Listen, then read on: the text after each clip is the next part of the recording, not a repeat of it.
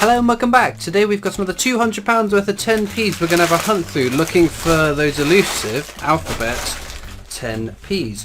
Ideally now we want some 2019 ones. It's the only year we haven't finished the book for. We have got A, C, D, E, F, G, H, J, K, L and M, N, O, R, T, U, V and X. But plenty still to get, but because the 2019s are so hard to find, so rare, so low minted, we started another book for the 2018s and we're 2 letters away. We need H for Houses of Parliament and we need T for the drink tea.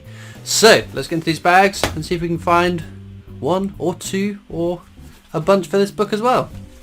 Okay, so we're going to be getting into some questions from the comment section of my video, but before we get into that though, mention that the news, this is the first time that I am actually recording a video for my channel after the sad news that the Queen has passed away. So obviously we've had a few days since there. I've had a few videos that have gone up, but my coin hunts are pre-recorded a few weeks in advance, so I've at least got next and some into the week after. They're all recorded prior to us learning of the passing of the Queen. It's a very sad time. It's a sad time for the nation, for the royal family themselves. A big loss to us and the Commonwealth countries, the other countries. She's head of state, and there's lots of misinformation around. Lots of people are, or no information around. People are asking lots and lots of questions, very good questions, because it has been 70 years. That's the more than or equivalent to the average career. So lots of people don't know what happens in this situation, and the precedents are 70 years ago, so do the precedents fit for today is a very good question. So if you haven't already, I highly recommend yesterday's Britannia Coin Company video. We put together a really comprehensive video with all the information that I and we have gathered over many weeks and months, and myself years of going down to Royal Mint and finding things out. So there's lots of still things that are unknown. Some of it is speculation, some of it is based on what happened in previous successions of the monarchy, so it is a tricky one, but it's quite sad, and it's a weird feeling this sad about someone that you don't have a relationship like you do with your friends, your work colleagues, your family. But to me it's almost like the present has become the history now. The coins we hunt through with the Queen on it, she's now part of the history, part of all the other previous monarchs we've had on coins over the many years. And it's going to be very strange the first time that King Charles III's portrait appears on coinage.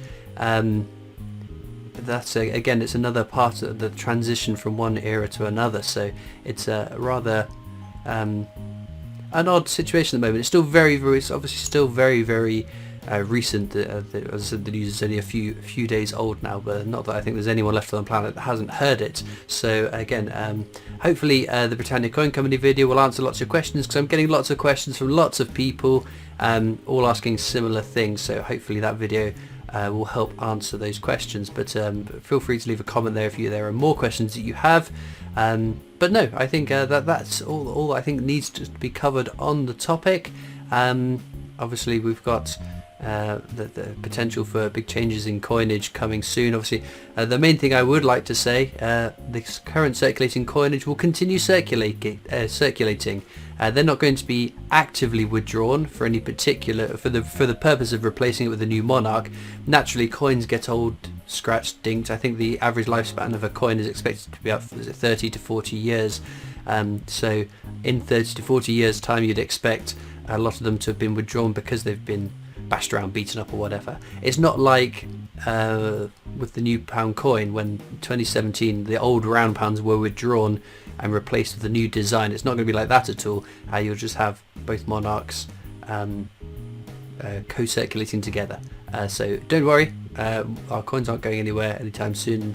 The Queen will remain untinted. As I said, it's very odd hunting through coins, and it will be odd hunting through coins, seeing her portrait as we have for so many years, and knowing that the end of her reign has come. So obviously thoughts and grief shared with the royal family and the nation at this strange time, but I think all wishes to the new king. It can't be easy following in the footsteps of someone that has reigned for 70 years, that embodies all that we are, that is the stability in very turbulent times. So I think that's not an easy job to have to take up the moment your mother has died.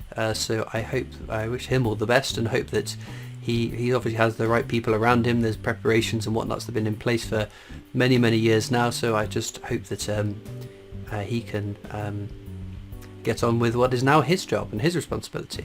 Okay, now on some questions then. Oz Smith says, when is the BBC 50p due? Going to be a very busy collecting time. Yes, before the end of the year. Lots of people asking about, will the commemorative coins still be coming out as planned? To my knowledge, yes. I haven't heard anything different. The problem is the BBC only turns 100 this year. Harry Potter's 25th anniversary is this year. It's not something that can be delayed to another year, because they're time sensitive in terms of what we are commemorating. The commemorative coins up to the end of the year should all feature Queen Elizabeth II's portrait. So from next year it'll change to King Charles's portrait. It's still very weird hearing King Charles and referencing of the Prince of Wales to now Prince William. It's very weird, but adjustment periods. Things have been as they are for so long that everything's going to take a little bit of getting used to. Dom Furlong says, Christopher, I wonder if you can help. I have a new 70-year Jubilee 50p and was wondering what the letters ARDO mean on the bottom of the tail side. I have googled it but cannot find anything. It might be something obvious, I just can't see it. Many thanks. It's the initials of the designer, so it's Osborne Ross as the design company. So Ross is the surname of AR and Osborne is the surname of DO, and I can't immediately recall what their first names were, because the company was Osborne Ross. You'll see lots of coins designed by Osborne Ross, and from this one they've split their initials. They've got both their initials rather than both their surnames on it. So what you want to do is head to Numista, bring up that coin, and that'll find it. That coin specifically is obviously rocketed in price given the news, spurred on by not only coin collectors hedging bets, hoping that thinking that now is the time that coins are going to be worth the most money, because you've got lots of people from outside of coin collecting, people that aren't specifically collectors, looking for mementos, looking for things to remember this time or the reign of this queen. Yes, it's quite surprising how much some items have gone up in price. So if you have been thinking about checking out of collecting and selling up your collection, now's your best time. Louise Taylor says, Tom Kitten looks scary to me and certainly not cool, methinks. Found Mary Rose this week. Mary Rose is a fantastic find. Very well done to you. Tom Kitten, yeah. I mean, he's my favourite in the 2017 set, even with his crazy eyes. I think he's a very cute character. No one fan of the pals says, how do you sign a coin? I have a Sharpie pen and I just Christopher collects on it and they get put out in circulation. I found a couple of signed coins. A few of mine have turned up in South Wales and a whole bunch of them on the Isle of Wight as well, so that was quite cool. It's quite neat knowing where they've turned up, and it's Benjamin Bunny, so it's the highest minted, circulated, commemorative 50p. I don't know why I went so around the houses on that one, but I feel that if I sign that, the chances are if you aren't a viewer of me, or you are just a collector, you find a Benjamin Bunny, even if you still need that for your collection, guarantee you'll find one that hasn't been scribbled on before the end of the day.